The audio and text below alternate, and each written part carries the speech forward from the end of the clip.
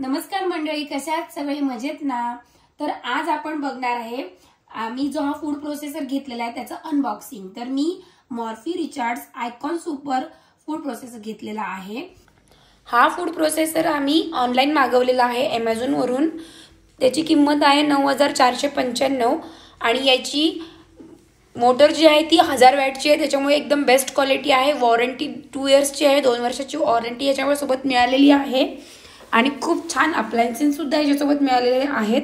Total 11 appliances आहेत, ते सगळे या बॉक्सवरती दिलेलेच आहेत। बघा वरच्या बाजूला सुद्धा दिलेले आहेत सगळे आणि मी पुढे तुम्हाला डिटेल्समध्ये सांगणारच आहे आता काय कसं।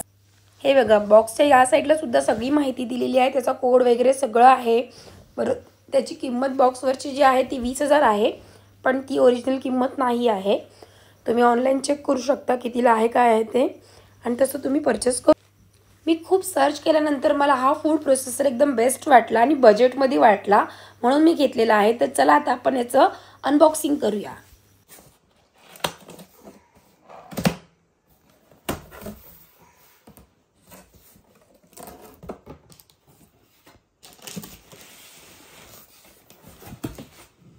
तर हे बघा, पहिल्या सुरुवातीला आपल्याला बुक मिळते, त्याच्यामध्ये पूर्ण त्याची माहिती असते आणि हे आपल्याला वॉरंटी कार्ड मिळत आहे। 2 वर्षाची वॉरंटी आहे याच्यावरती। आपण ज्या दिवशी घेतलंय त्या दिवसापासून 2 वर्ष। तर हे कार्ड जपून ठेवायचं आहे, काही प्रॉब्लेम झाला तर आपल्याला हे लागेल पुढे। तर हे बघा, याची अशी पॅकेजिंग असते ज्याच्यामुळे याच्या कुठच्याही वस्तूला काही प्रॉब्लेम होणार नाही, डॅमेज होणार नाही, म्हणून अशी छान पॅकेजिंग दिलेली आहे मस्तपैकी। आता तुम्हाला मी याच्यातून काढून दाखवते।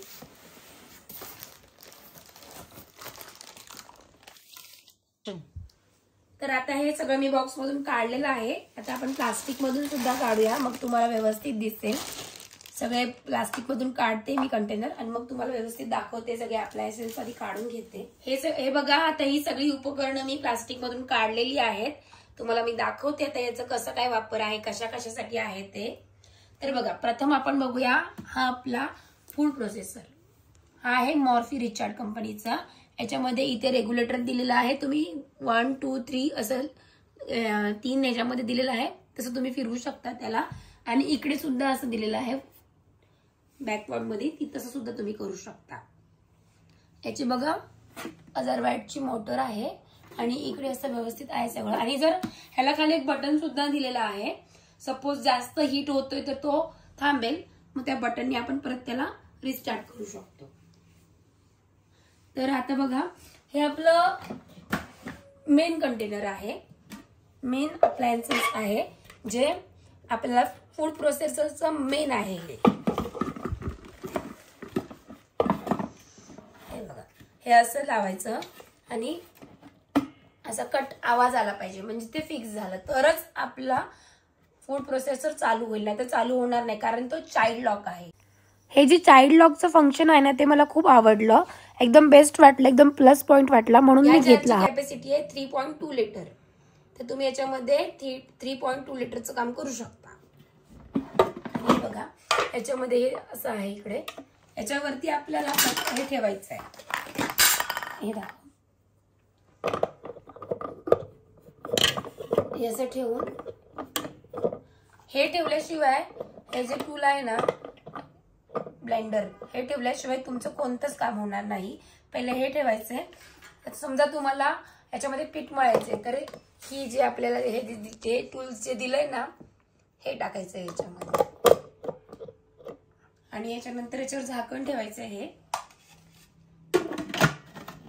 याला सुद्धा लॉक आहे आणि मग इथून तुम्ही आधी पीठ टाकून घ्यायचं, इथून तुम्ही हळूहळू पाणी टाकू शकता। आणि हा पुशर दिलेला आहे असं तुम्हाला। तर अजून दाखवते तुम्हाला मी। हे झालं पीठ मळण्यासाठी, ओके। आता तुम्हाला जर चॉपिंग करायची आहे तर आपल्याला हे अप्लायन्सेस दिलेले, त्याची पॅकेजिंग बघा किती छान दिलेली आहे, कारण आपल्याला जे लागू नये, ते धारदार आहे त्याच्यामुळे ब्लेड लागायला नको म्हणून। तर हे याच्यामध्ये ठेवायचं, झाकण लावायचं, त्याच्यानंतर याच्यामध्ये तुम्हाला जे काय आतमध्ये टाकायचं ते टाकायचं।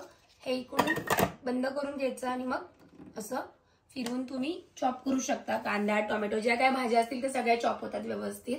तुम्हाला मी डेमो दाखवेलच पुढच्या भागामध्ये. तर आता आपण दुसरं बघूया.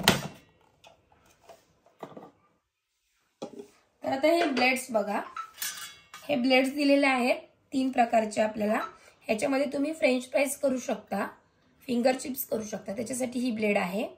आणि ही ब्लेड जी आहे ती तुम्हाला काही वस्तू किसण्यासाठी आहे. गाजर, दुधी भोपळा, तुमचा ओला नारळ, कोबी, हे जे किसायचं असेल त्याच्यासाठी ही आहे बघा. ह्या बाजूने जर अशी लावली ना तर जाड येणार किसलेल्या वस्तू. आपण तुम्हाला जर जाड हवे असतील तर, अजून बारीक हवे असेल तर या साईडने.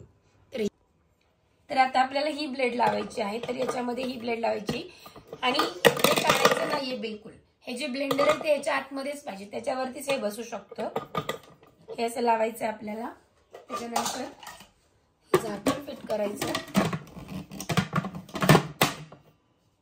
झाकण फिट झालं तुमचं की मग त्याच्यामधून तुम्ही टाकून जे काही तुमचे किसायचं गाजर वगैरे असेल टाकून वरून पुश करायचंय आणि असं रेग्युलेटर फिरवायचंय. मग तुमचं चांगलं गाजरचा किस छान बारीक होऊन जाईल. मी डेमो दाखवेलच.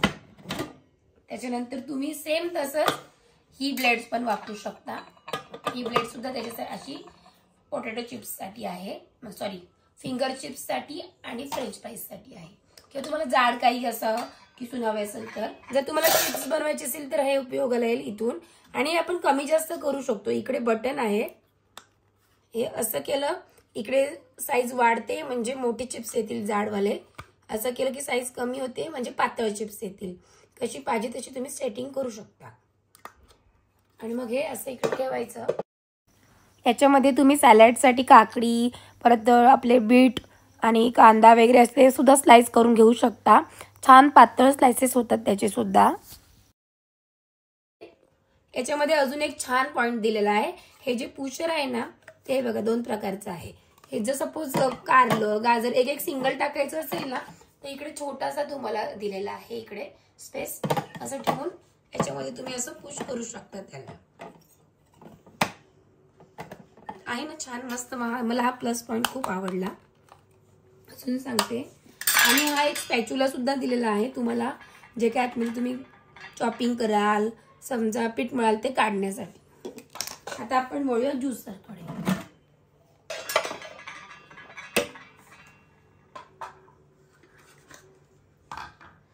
दोन याला झाकणं दिलेली आहेत. हे ज्यूस साठी आहे आणि हे चॉपिंग, चिप्स करायचे असतील किंवा तुम्हाला पीठ मळायचं असेल कशासाठी पण हेच यूज करायचे तुम्हाला. याला वरती असं ह्या दिलेलं आहे ते. आणि हे जे आतमध्ये दिलेलं ते तुम्हाला ज्यूस साठी वापरायचं. ते कसं ते पण दाखवते मी. हे एक अप्लायन्सेस दिलेलं आहे तुम्हाला, ते याच्यामध्ये ठेवायचं प्रथम आणि हे लावायचं. मग याच्यातून तुम्ही फळ टाकायचे ज्यूस काढण्यासाठी. जसं तुम्हाला ऍपलचा ज्यूस काढायचा आहे, वॉटरमेलन, पायनॅपल, तर याच्यामध्ये टाकायची ती फळं आणि मग त्याचा ज्यूस होतो. आणि याच्यामध्ये तुम्ही सगळे फ्रुट्स टाकले ना की याच्यासाठी एक वेगळं पुशर दिलेलं आहे बघा. याच्यातून हे पुश करून करून आटा मेकरचं जे पुशर आहे ते वेगळं आहे चॉपिंग साठीचं आणि ज्यूस साठीचं वेगळं पुशर आहे. कारण याचं झाकण सुद्धा वेगळं आहे, त्याला पुशर सुद्धा वेगळं दिलेलं आहे. अजून एक गोष्ट, मग त्याच्यानंतर याच्यामध्ये कचरा जमा होणार सगळा आणि ज्यूस आहे तो खाली भांड्यामध्ये जमा होणार. आणि हे तुम्ही काढू शकता आणि साफ सुद्धा करू शकता. तर हे बघा, हे जेव्हा तुम्ही याच्यामध्ये कचरा जमा होईल ना तुमचा ज्यूसचा कचरा, तर वेस्टेज जे असतं ते हे असं थोडंसं आपल्याला फिरवायचं फक्त, ही जाळी निघते. मग तुम्ही व्यवस्थित साफ करू शकता. परत ही जाळी तशीच लावून ठेवायची साफ केल्यावर. आता तुम्हाला पुढचं दाखवते मी. हे आपल्याला खास संत्रीचं ज्यूस, मोसंबीचं ज्यूस करण्यासाठी आहे. हे याचे 2 पार्ट्स आहेत. हे असं हे याच्यामध्ये आधी पहिले आपल्याला ते अप्लायन्सेस लावायचं आहे. हे ठेवा, मग त्याच्यावरती हे ठेवा. हे पण व्यवस्थित आधी फिट करून घ्यायचं आहे आपल्याला. जोपर्यंत ते व्यवस्थित लॉक होत नाही ना तोपर्यंत तुमचा फूड प्रोसेसर चालत नाही. याच्यावरती तुम्ही इथे संत्री, मोसंबी जे असेल ते लावू शकता, असं ठेवू शकता कटिंग करून. त्याचा सगळा ज्यूस इकडे खाली जमा होणार आणि कचरा, बिया वगैरे जे काही ते इथे जमा होणार. हे ज्यूस साठी 2 अप्लायन्सेस दिलेले आहेत. एक हे आणि एक तुम्हाला जे आता दाखवलं ते हे. तर हा जार जो आहे तो आपल्याला मिल्कशेकसाठी उपयोगी येणार आहे।